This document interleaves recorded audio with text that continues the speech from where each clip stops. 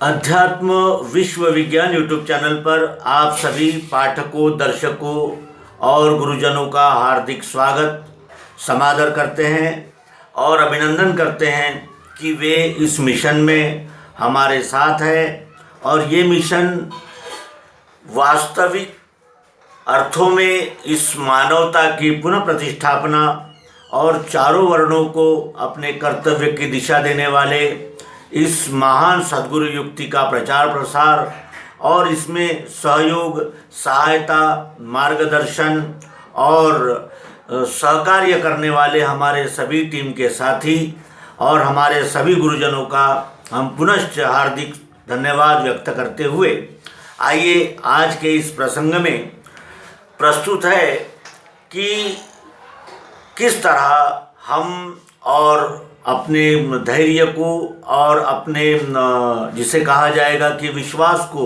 बचाकर पुनर्स्थापना, पुनर्प्रतिष्ठापना की ओर प्रयास करें। आज हम कुछ प्रतिक्रियाएं देख रहे थे जो कि कोरोना महामारी को रोकने के लिए हमारे राष्ट्रीय जो नेता है, मार्गदर्शक है, और उन्होंने जो आह्वान किया है कि आप सोशल डिस्टेंसिंग यानी आपस में अंतर रख कर के व्यवहार करें और कुछ दिनों के लिए लॉकडाउन रखें, जिससे कि ये कोरोना जो संक्रमण वाली महामारी है उससे अपने राष्ट्र को और पर्याय से अपने नागरिकों को बचाया जा सके। लेकिन इसके विरोध में कुछ ऐसी महिलाओं और यानी नागरिकों का यानी प्रतिक्रिया स्वरूप यानी जवाब मिला कि वो अत्यंत घृणित और निंदनीय भाषा का प्रयोग करते हुए इन सब घटनाओं को जिम्मेदार ठहरा रहे हैं उन्हीं को जो इस महामारी को, इस राष्ट्र को महामारी से बचाना चाहते हैं। उनके विषय में वो अनर्गल प्रलाप वहाँ उन एपिसोड्स में कर रहे हैं। मित्रों, क्या उन्होंने जो ये सोशल डिस्टेंसिंग या जो लॉकडाउन का प्रयोजन रखा है, क्या उसमें उनका कोई स्वार्थ है? इनसे उनका कुछ भला हो रहा है या इनसे उन्हें कुछ कीर्ति, कुछ वोटों का फायदा हो रहा है, या उन्हें कोई आर्थिक, सामाजिक या जिसे कहा जाएगा कि यश का कोई लाभ हो रहा है? क्या वो इस आशा से हमें मना कर रहे हैं कि आप सोशल डिस्टेंसिंग रखें और लॉकडाउन का पालन करें और इस बीमारी को बचाएं? क्या वो सब लोग मूर्ख है? क्या वो लोग व्यर्थ ही प्रयास कर रहे हैं जो पत्थर खा रहे हैं, मेडिकल टीम पर जो हमले हो रहे हैं, पुलिस कर्मचारियों को जो दौड़ा दौड़ा कर पीट रहे हैं और बड़े बड़े मकानों से पत्थर जमा कर रहे हैं मकानों पर, और वो पत्थर उन पुलिस कर्मियों पर बरसा रहे हैं, पुलिस वाले घायल हो रहे हैं? दूसरा, क्या अभी तक जितने कोरोना से पुलिस के बड़े बड़े अधिकारी, कर्मचारी और डॉक्टर्स यानी जिनका निधन हो गया है, तो क्या वो यानी बेकार में ही प्रयास कर रहे थे, जिन्होंने अपने जीवन का बलिदान देकर भी कुछ लोगों की जानें बचाई? तो इस तरह ये विविध प्रकार के प्रश्न मन में उमड़ घुमड़ आ रहे हैं।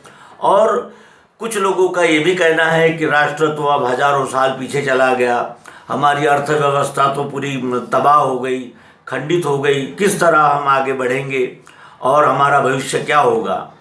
तो ऐसे मित्रों के लिए ही यहाँ संक्षेप में ये यानी प्रतिक्रियाएं व्यक्त हो रही है, जिसका हमें अवश्य ही विचार करना चाहिए।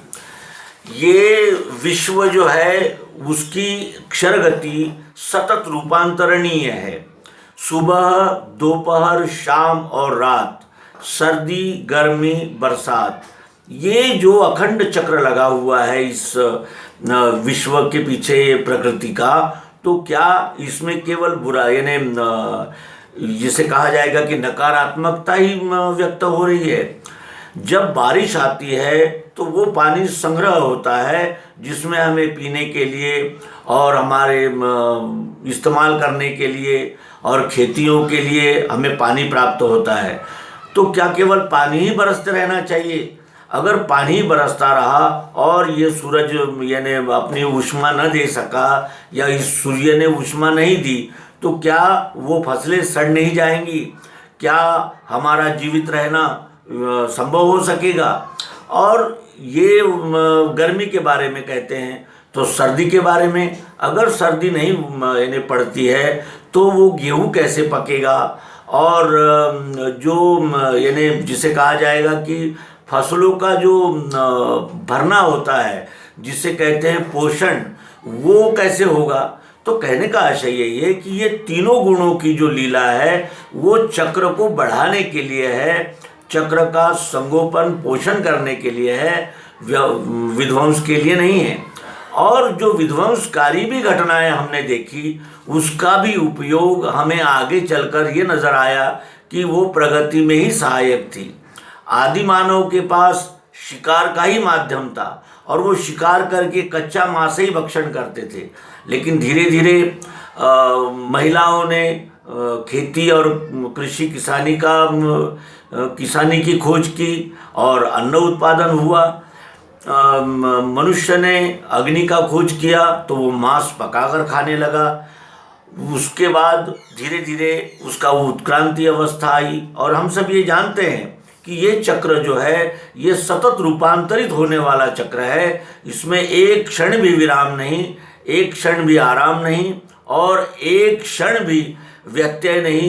कोई चीज़ में कभी व्यत्यय नहीं आता। ये कड़ी से कड़ी, क्षण से क्षण जुड़ा हुआ ये अखंड चक्र चलता रहता है। इसी तरह ये चक्र चलता रहा और परिवर्तन का जो स्वभाव है न वो कभी कोई बना सकता है, न इसे कोई रोक सकता है, न इसका कोई नाश कर सकता है। क्यों? क्योंकि ये प्रकृति चक्र है जिसमें हम भी बंधे हुए हैं। हम भी छोटे, फिर बड़े हुए, फिर और बड़े हुए, फिर और बड़े हुए और एक दिन ये शरीर कालांतर में यानी जिसे कहा जाएगा कि रूपांतरित हो जाएगा। तो ये नेचुरल चक्र है। एक समय का जो फसल कट जाती है, उस फसल का जो वेस्टेज निकलता है उससे फिर खाद बनती है। वही खाद फिर खेतों में जाएगी तो फसल को बढ़ा देगी। यानी जो हम अन्न ग्रहण करते हैं और फिर अन्न ग्रहण के बाद जो अपशिष्ट होता है वो मल रूप में बाहर निकाल देते हैं। वही मल रूप यानी जिसे कहा जाएगी कि खाद जब हम खेतियों में बिखेर देते हैं तो और फसल देता है, ज़्यादा फसल देता है। यानी मल से माल और मल से मल, मल से माल और माल से मल, ये अखंड चक्र इस विश्वरूप परमात्मा का चलता ही जा रहा है। अब ये भी देखिए, हमारे राष्ट्र के विषय में जो आपत्तियां व्यक्त की है कि हमारा राष्ट्र और यानी पीछे आ गया है, अवनति हो गई है, तो उसके विषय में हम ये देखें कि क्या हमारे देश ने अनेकों प्रकार के आक्रमण नहीं झेले हैं, यानी जजिया कर और कई प्रकार की हमारे विद्यापीठों का जला देना, विद्यालयों को जला देना, हमारे ग्रंथालयों को फूंक देना, हम पर ज़बरदस्ती करके अन्य संप्रदायों में शामिल कर लेने के प्रयास करना और कई प्रकार के आघात इस सभ्यता और हमारी संस्कृति पर अखंड अनंत काल से चले ही आ रहे हैं। फिर भी हमने झेले और उसमें भी हम तटस्थ रहे और अपने विचारों का हमने संरक्षण किया और आज संपूर्ण विश्व इस भारत की इस प्रगति को और इसके प्रवास को सलाम करता है। क्यों? क्योंकि हमने कभी धीरज नहीं खोया। और ये भी देखें कि 1947 में जब इस देश का विभाजन हुआ, एक देश के टुकड़े हुए और कुछ यहाँ से वहाँ गए और कुछ वहाँ से यहाँ लोग चले आए। यहाँ से जाने वाले कौन थे ये तो शायद ही कोई बता सके, लेकिन वहाँ से आने वाले वो समृद्ध सिंधी और पंजाबी जिनकी काश्तकारियाँ कृषि थी, जिनका यानी उद्योग और बड़े बड़े कारखाने थे, वो भी रातों रात विस्थापित हो गए और केवल पहने हुए कपड़े और अपने बाल बच्चों को लेकर यहाँ चले आए। वो भी सोचते थे कि अब हमारा तो भविष्य चौपट हो गया, लेकिन आज हम देखते हैं कि वही संघर्ष, उनको एक नई ऊंचाई तक ले आया। और हम पंजाबी और सिंधियों को आज भी चोरी करता हुआ, भीख मांगता हुआ या पराजित और जिसे कहा जाएगा कि जिसे यानी निराश नहीं देखते हम ये देखते हैं कि वो पंजाबी, वो सिंधी, उन्होंने पुरुषार्थ से फिर वो अपना साम्राज्य और फिर अपना उत्कर्ष मैंने साध लिया और आज वो आदर्श बनकर हम लोगों के सामने उपस्थित है। तो कहने का आशय यही है कि संघर्ष हमें मजबूत बनाता है, हमें आगे बढ़ने की प्रेरणा देता है। और जो संघर्ष में हार यानी निराश हो जाते हैं, अपना हौसला, अपनी हिम्मत को छोड़ देते हैं, तो वो किसी काबिल नहीं रहते और उनका कोई नामो निशान भी नहीं रहता। ये भी हमने देखा।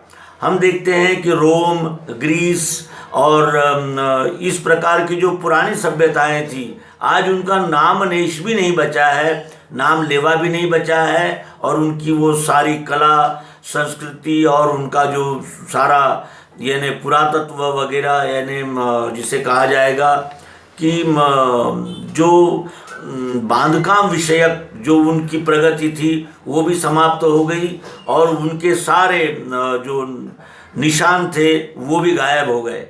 क्यों? क्योंकि उन्होंने वो संक्रमण काल में धीरज नहीं रखा। संक्रमण काल को उन्होंने सकारात्मकता से स्वीकार नहीं किया और अंत में उनका जो हश्र हुआ वो हम भी देख रहे हैं। और भले ही मनुष्य विस्थापित और यानी मुसीबतों से गुजर जाए, लेकिन उसने कभी भी हिम्मत नहीं हारना चाहिए। यही हम इस क्रियाकलापों से यानी सीख सकते हैं।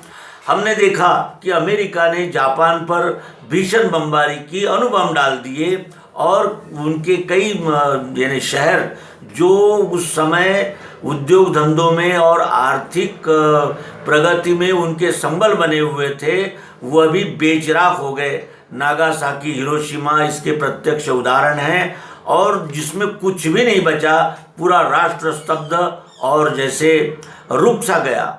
लेकिन क्या उन्होंने हिम्मत हारी? वो आगे ही आगे बढ़ते रहे और उन्होंने आज एक अपना अलग यानी स्थान बना लिया और वो एक संघर्ष का अविजित स्थान बनाकर संपूर्ण विश्व के सामने एक आदर्श के रूप में स्थापित है। हमारे यहाँ भी बंटवारा हुआ और कई प्रकार की मुसीबतें हमने झेली। उसके बाद भी आपातकाल भी आया। आपातकाल में कई लोगों को जेल में ठूसा गया, कई लोगों की संपत्तियां जब्त कर दी गई, अत्याचार हुए।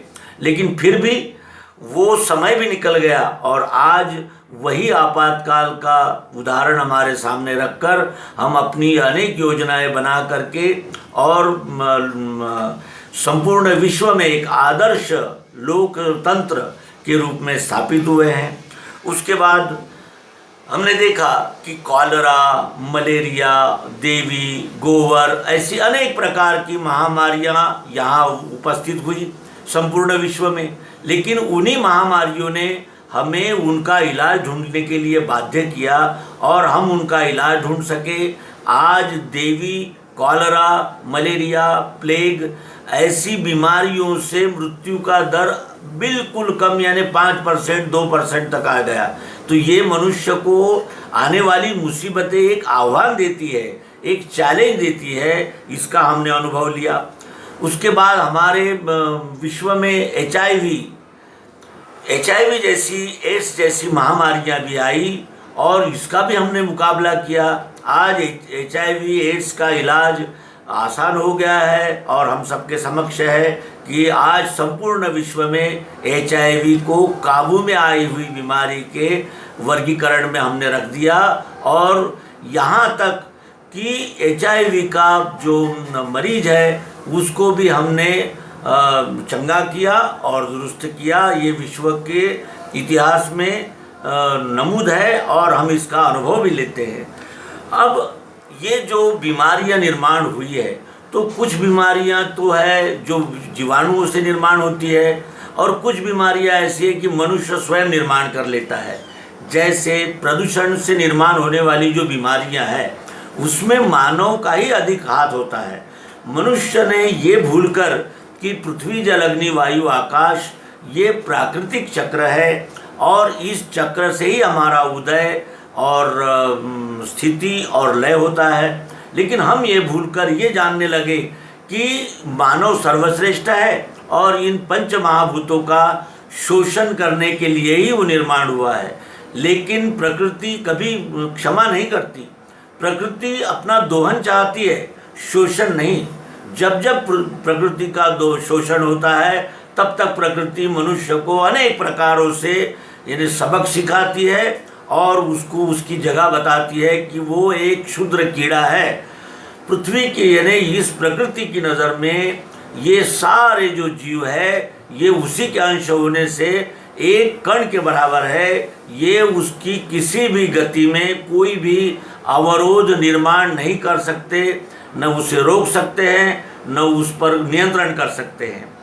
अब ये जो निर्माण हुआ है यानी कोरोना ये कोरोना ऐसा मान्यता है, ऐसा शास्त्रज्ञ लोगों का ऐसा कहना है कि ये मानव की भूल के वजह से ये कोरोना नामक संक्रमित करने वाला ये भयानक यानी दृश्य हमारे सम्मुख आया है।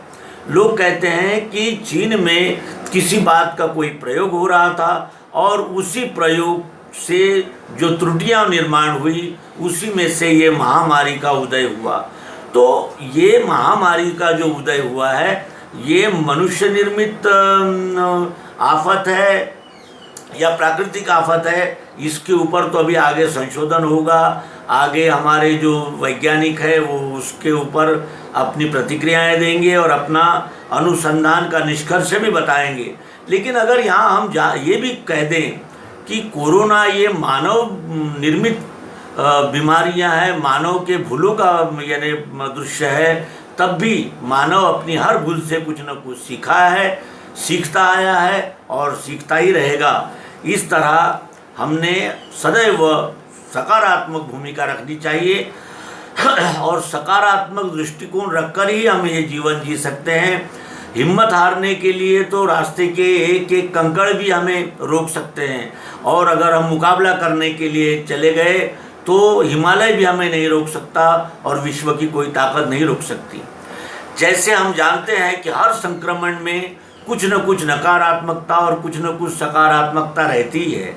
अब नकारात्मकता तो हमने देखे, अब सकारात्मकता को अगर देखें तो अब ये ऐसा दृश्य दिख रहा है कि जैसा नेटवर्किंग है, घर में बैठे ही सारे कार्यों को हम निपटा सकें, तो जो जनसंख्या का विस्फोट है वो भी एक इसमें कारण हो सकता है कि सीमित संसाधन में अधिक से अधिक ये जो जनसंख्या बढ़ रही है, जिसमें खाने पीने के वस्तुओं की किल्लत हो जाना और ये भीषण वायु प्रदूषण और रासायनिक प्रदूषण जो हो रहा है, धरती अपनी उर्वरा शक्ति खो रही है, वायु प्रदूषित हो रहा है, जल प्रदूषित हो रहा है।